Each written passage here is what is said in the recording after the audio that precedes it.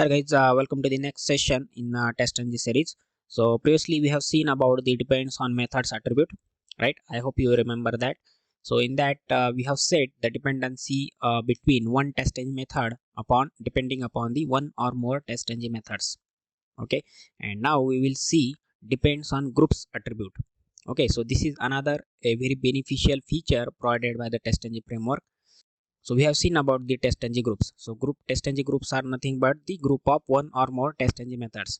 So you can add multiple TestNG methods under the TestNG groups. So you can have one TestNG method or you can have 10, 50, 100 depending upon your requirement. So in depends on methods, what we have done is we have set the dependency between one TestNG method which will be depending upon the execution of one or more another TestNG methods. So if those TestNG methods pass, then only this TestNG method will be executed. Okay, so similarly we have this depends on groups.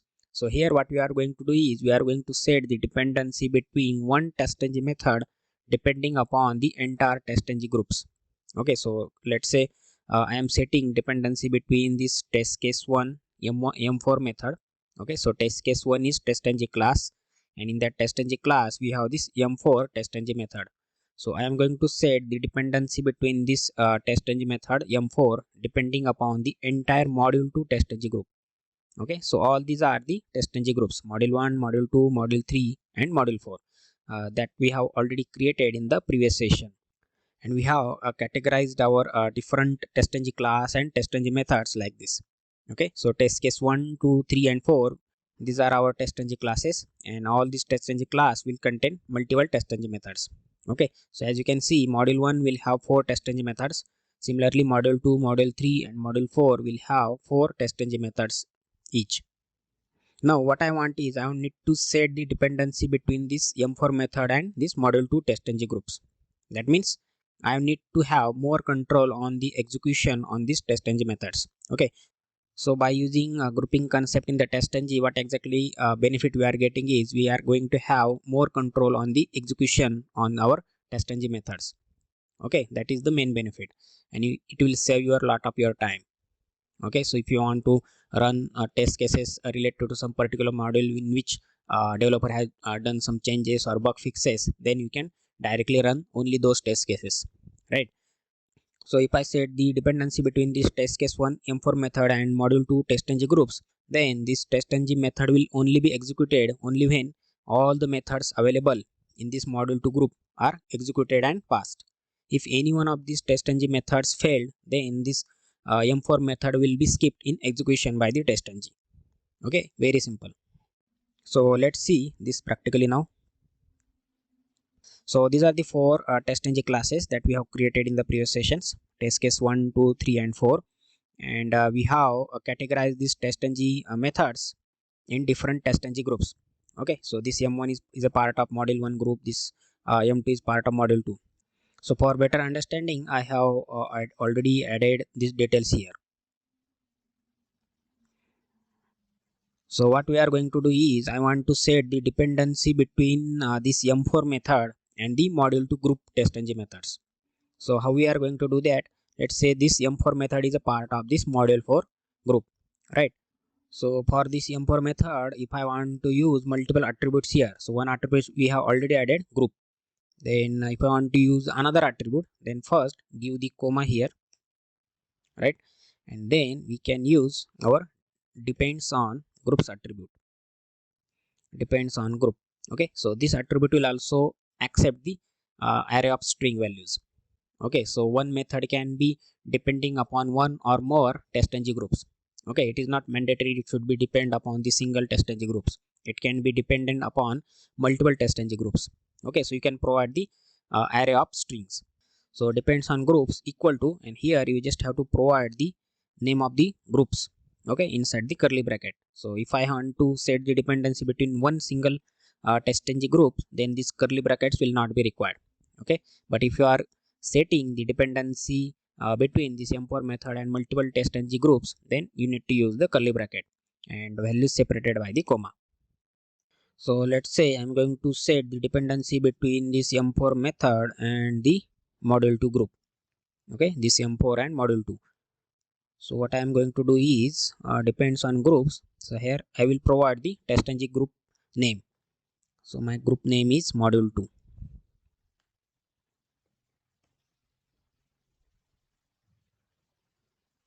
So make sure you are giving the correct group name, no spelling mistake while providing the name inside this curly bracket. Okay. So as of now, let's see our TestNG method is depending upon a single TestNG group. So if I want to run this M4 method, which is a part of this module 4 group, then I need to use the TestNG XML file, right? So in the TestNG XML file, as a part of, let's say, this test1, we are going to include the group equal to module 4. Okay. So if I want to run the M4 method, which is a part of module 4, you need to use the group name equal to module 4. Okay. So we have included it. So if we run this, what will happen? TestNG will first check that this M4 method is a part of module 4, right? But it is depending upon some module 2 group, TestNG group. So TestNG will provide or give the priority to the all the TestNG methods which are a part of this module 2. So what are the TestNG methods are a part of module 2?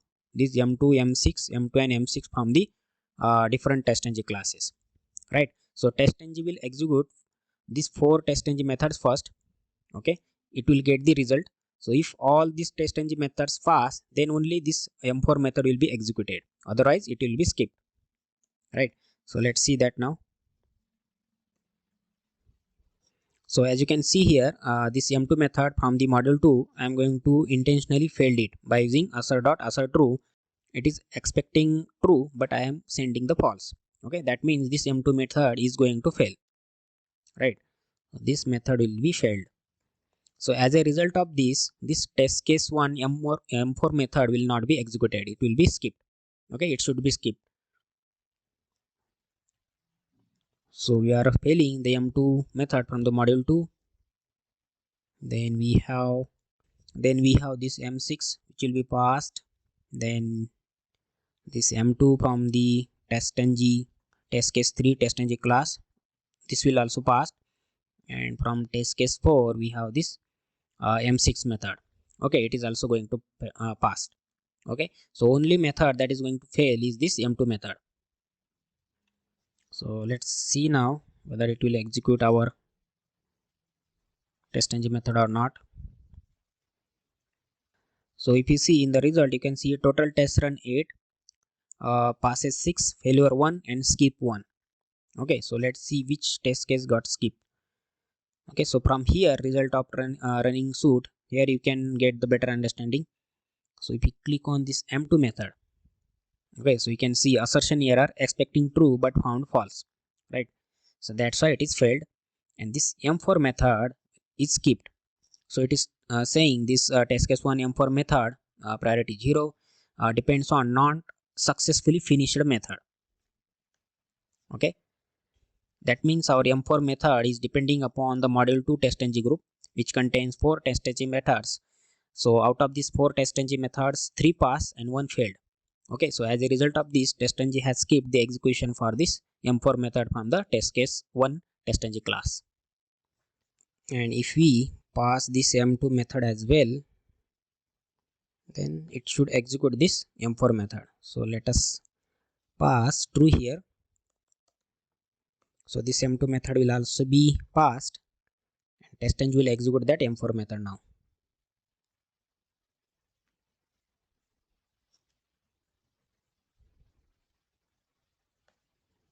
So you can see all test case passed, all 8 test methods, right? So we have executed the test cases as a part of this module 4 groups. That means in the execution in the console you will see module 4. Okay, these are the module 4, and as we have said the dependency on the module 2 TestNG groups, TestNG has executed all the TestNG methods as a part of module 2 group. So now let us make multiple entries, means M2 method. This M4 method is depending upon multiple TestNG groups now. Okay, so I will set the dependency on module 2 and let's say module 3 as well. So this time TestNG should execute TestNG methods from this module 2 and module 3 group first, and it will check the result. if any one testng method from these two groups got failed, then this m4 method will be skipped in the execution.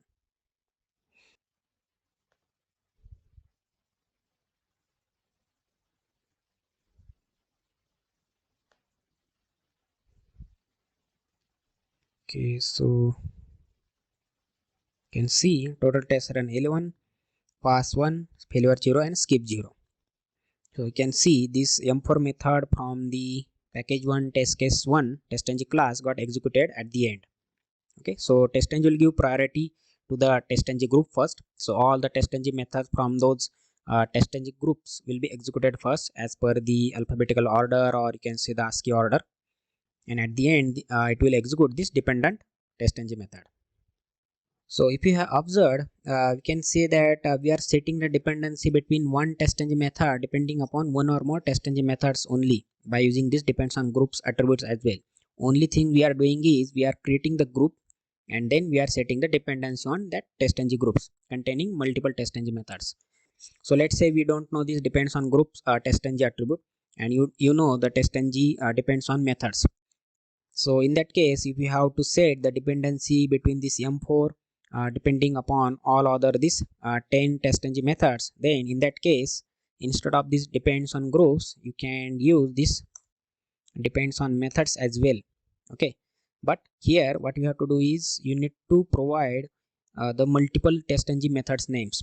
Okay, that means the 10 testng methods name you will require to provide inside this array, right? And that will also work fine.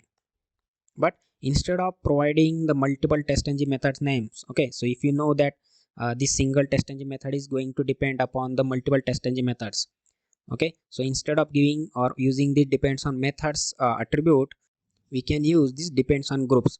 Okay, so for that purpose, first you will have to categorize your testng methods in the different testng groups by using this group attribute and provide the group name, and then you can use this testng depends on groups attribute and just provide the group name inside the curly brackets separated by the comma. Okay, so by doing this we are having more control on the execution of this m4 method, right? So let's see some more scenarios now. So let's say this m4 method is depending upon these two groups. Okay, so that we have seen. Let's see, I am giving some group here, let's say module 5.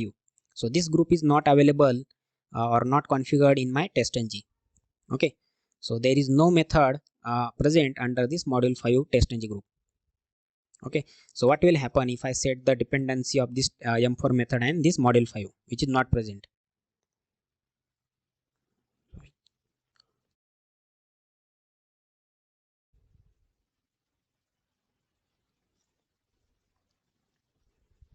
So in the result you can see no test method got executed, and in the console you can see the error that this m4 test case 1 m4 method is depends on non-existent group module 5. Okay, so testng is clearly saying this module 5 group is not available in your any of the testng class. Okay, so there is no testng method available or present under this module 5. That means this module 5 doesn't exist in your testng configuration. So important scenario for interview point of view. Okay, and another scenario, if I want to ignore this missing dependency, that means this testng module 5 group is not available. Okay, that I know, but for temporary purpose, if I want to ignore that dependency and run this m4 method irrespective of this module 5 is present or not, then I can use this ignore missing dependency and I can set it to true. Then testng is going to ignore this missing dependency.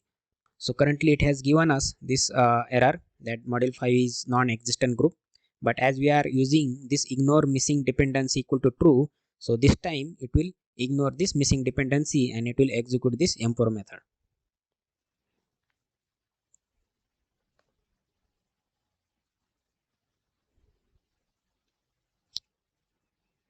Okay, so all the testng method from the module 4 group got executed. Okay, module 4, as we have used this module 4 testng group name here. Okay, so this is the another scenario. By using this ignore missing dependency, we can ignore the dependent group if it is not available or not configured in your testng. Okay, so you can just use this ignore missing dependency equal to true, and if you set it to false, then again you will get the same error.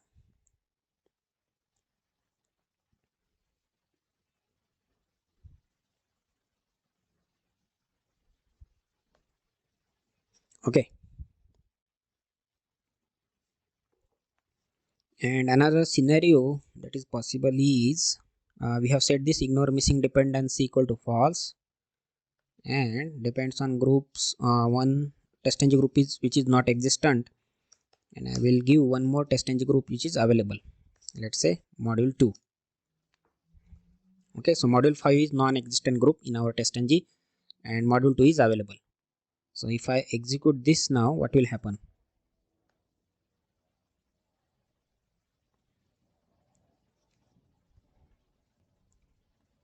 So in the console, you can see the same error it has given, that this M4 method is depends on non-existent group module 5. That's why testng did not execute any single testng method. Okay, so even though our M4 method is depending upon multiple testng groups, okay, so testng is going to check first that this group is available or not. If it is available, then it will execute all the testng methods from that group, okay, from these multiple testng groups as per the alphabetical or ASCII order. And if all the testng methods got passed, then only this M4 method will be executed. Okay, so now let's discuss the last point in this session. So we have seen that if this M4 method is dependent upon module 2, and if this M2 method under module 2 group failed, then this M4 method got skipped. So if I want to run this M4 method, even if there are failures in the testng group on which it is depend, then we can use the always run attribute. So let's fail this M2 method. So I will pass false here. Okay, so this M2 method is going to fail, and this M4 method is depending upon module 2, right? So let me remove this. This is non-existent group. So here I can use another attribute, that is always run. Okay, always run equal to true.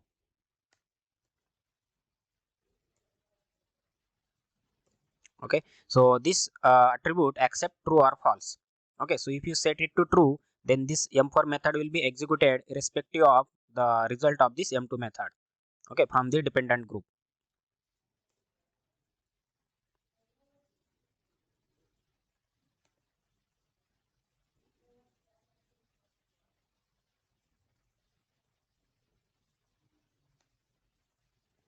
So if you see, this M2 method got failed, but this time testng has executed this M4 method.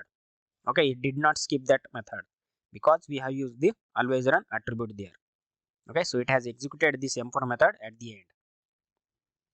Okay, so this is the another important point for interview point of view. So I am done with this session, guys. So here we have seen how we can set the dependency between testng method and testng group. So next session we will see how we can set the dependency between testng groups, okay, multiple testng groups through the testng XML file. So see you in the next video soon.